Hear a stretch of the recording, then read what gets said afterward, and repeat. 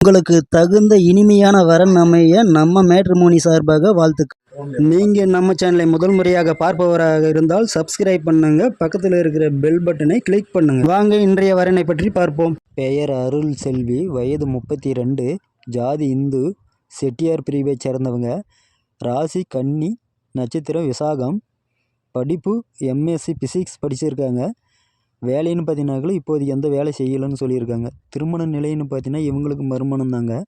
முகவரின்னு பார்த்தீங்கன்னாக்கள் வீடு நில வசதியெல்லாம் இருக்குது, கோவில்பட்டியில் வசிக்கிறாங்க. இவங்க கூட பிறந்தவங்கன்னு பார்த்தீங்கன்னாக்களா ஒரு அண்ணாவும் ஒரு அக்காவும், 2 பேர்த்துக்குமே திருமணம் ஆயிடுச்சு. அக்கா திருமணமாகி ஹஸ்பண்ட் வீட்டில் செட்டில் ஆகிட்டாங்க. அண்ணாவுக்கு திருமணமாகி அவர் தமிழ்நாடு ஈபியில் வேலை செஞ்சிட்ருக்காரு. இவங்களோட வசதி நிலைன்னு பார்த்தீங்கன்னாக்கள இவங்களுக்கு 1 ஏக்கரை விவசாய நிலம் இருக்கிறதாகவும், அப்பா விவசாயம் பார்த்துக்கிறது இருக்கிறதாகவும் சொல்லியிருக்காங்க.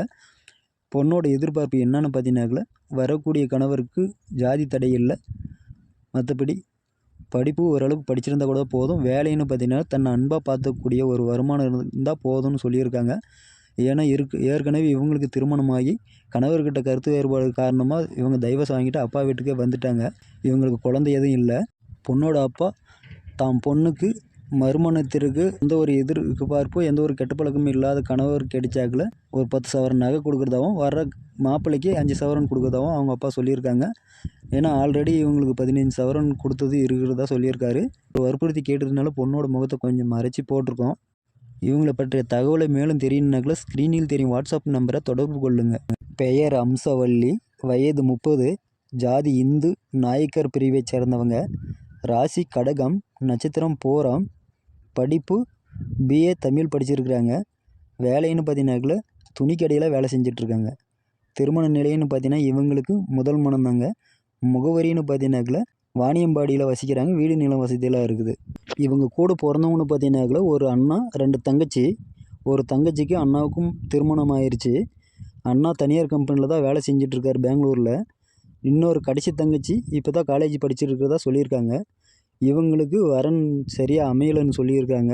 இவங்களோட வசதி நிலைன்னு பார்த்தீங்கன்னாக்கில் இவங்களுக்கு 1 ஏக்கரை விவசாய நிலமும் ஒரு வீடு இருக்கிறதாவும் 4 மாடு வச்சுட்டு இருக்கிறதாவும் இவங்க சொல்லியிருக்காங்க. அப்பாவை விவசாயம் தான் பார்த்துட்ருக்காரு. பொண்ணோட எதிர்பார்ப்பு என்னன்னு பார்த்தீங்கன்னாக்கில் வரக்கூடிய கணவருக்கு ஜாதி தடை இல்லை, வயது தடை இல்லை, படிப்பு ஓரளவுக்கு படிச்சிருந்தா கூட போதும். வேலைன்னு பார்த்தீங்கன்னாக்கில் கூலி வேலையை செஞ்சாலும் தன்னை அன்பை பார்த்துக்கூடிய ஒரு வருமானம் இருந்தால் போதும்னு சொல்லியிருக்காங்க. பொண்ணோட அப்பா என்ன சொல்லியிருக்காருன்னா, சின்ன பொண்ணுக்கு கொடுத்த மாதிரி 10 சவரன் நகையும், மாப்பிள்ளைக்கு 5 சவரன் நகையும் கொடுக்குறதா அவங்க அப்பா சொல்லியிருக்காங்க. மேலும் அவர் வற்புறுத்தி கேட்டுக்கிட்டதுனால பொண்ணோட முகத்தை கொஞ்சோண்டு மறைச்சி போட்டிருக்கோம். இவங்களை பற்றிய மேற்படி தகவலை தெரியணுன்னாக்கில் ஸ்க்ரீனில் தெரியும் வாட்ஸ்அப் நம்பரை தொடர்பு கொள்ளுங்கள்.